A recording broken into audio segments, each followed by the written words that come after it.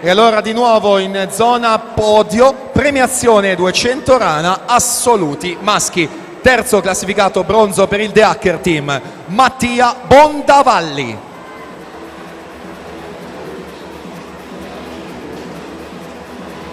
Secondo posto, medaglia d'argento, Leonardo Lucato, Team Veneto.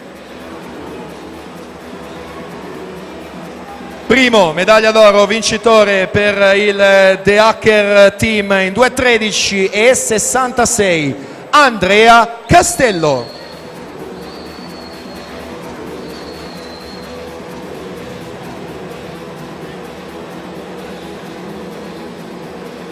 E dunque sarà Fabio Vivian, assessore alle attività produttive del Comune di Rosà, ad effettuare queste premiazioni.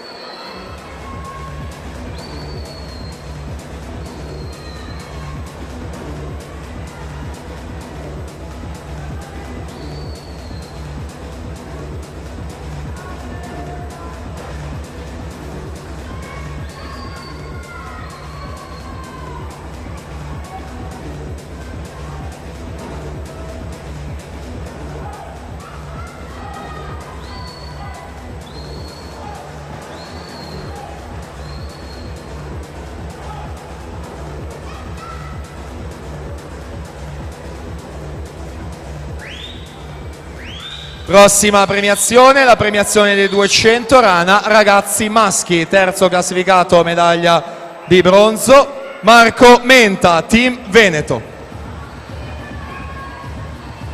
Secondo posto, medaglia d'argento, Alberto Menin, Fondazione Bentegodi.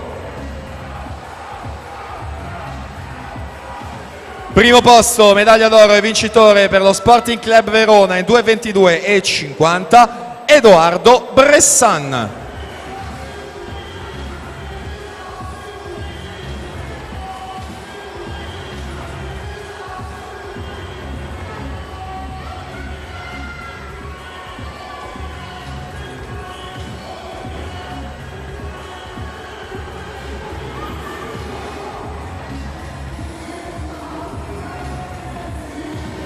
Anna Tosini, intanto 2.28 e 93 per aggiudicarsi la serie numero 5.